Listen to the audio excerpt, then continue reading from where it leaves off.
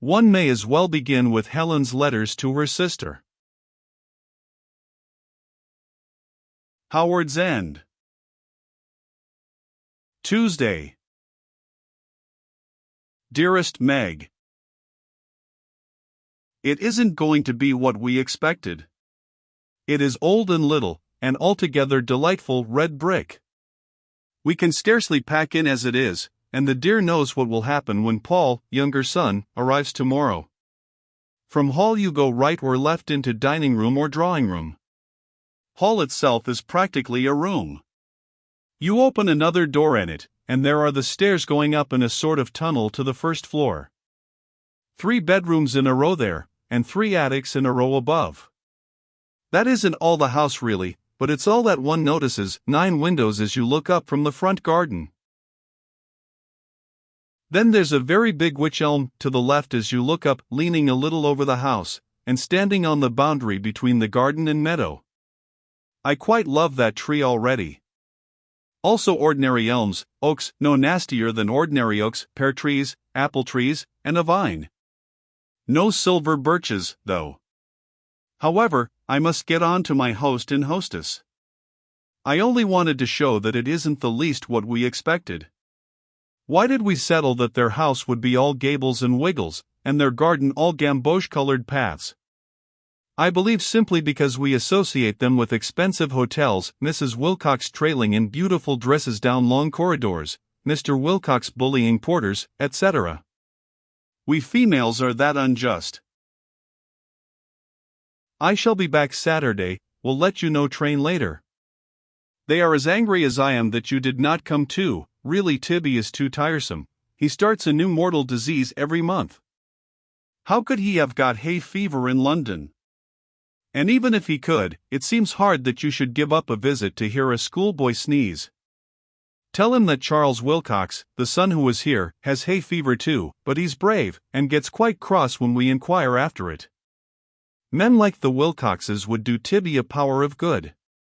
But you won't agree, and I'd better change the subject. This long letter is because I'm writing before breakfast.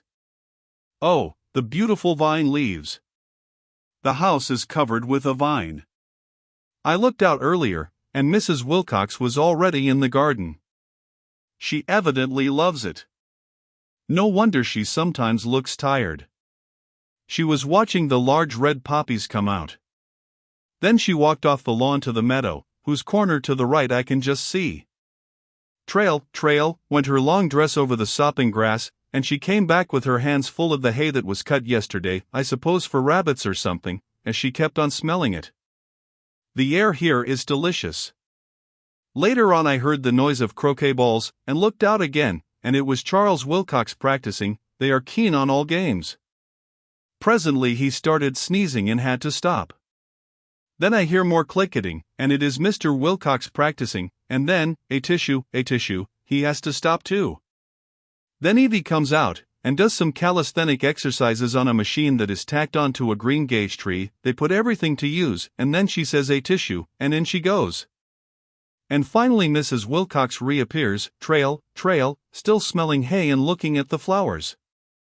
I inflict all this on you because once you said that life is sometimes life and sometimes only a drama, and one must learn to distinguish tother from witch, and up to now I have always put that down as Meg's clever nonsense. But this morning, it really does seem not life but a play, and it did amuse me enormously to watch the W's. Now Mrs. Wilcox has come in. I am going to wear omission. Last night Mrs. Wilcox wore an omission, and Evie, omission. So it isn't exactly a go-as-you-please place, and if you shut your eyes it still seems the Wiggly Hotel that we expected.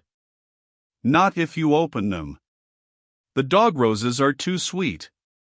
There is a great hedge of them over the lawn, magnificently tall, so that they fall down in garlands, and nice and thin at the bottom, so that you can see ducks through it and a cow. These belong to the farm, which is the only house near us.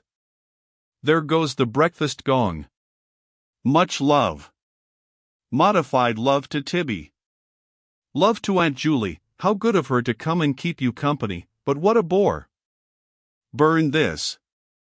Will write again Thursday. Helen. Howard's End. Friday. Dearest Meg, I am having a glorious time. I like them all.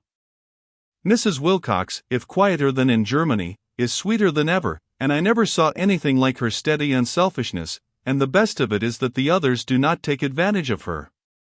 They are the very happiest, jolliest family that you can imagine. I do really feel that we are making friends. The fun of it is that they think me a noodle, and say so, at least, Mr. Wilcox does, and when that happens, and one doesn't mind, it's a pretty sure test, isn't it? He says the most horrid things about woman's suffrage so nicely, and when I said I believed in equality he just folded his arms and gave me such a setting down as I've never had. Meg, shall we ever learn to talk less? I never felt so ashamed of myself in my life. I couldn't point to a time when men had been equal, nor even to a time when the wish to be equal had made them happier in other ways. I couldn't say a word. I had just picked up the notion that equality is good from some book, probably from poetry, or you.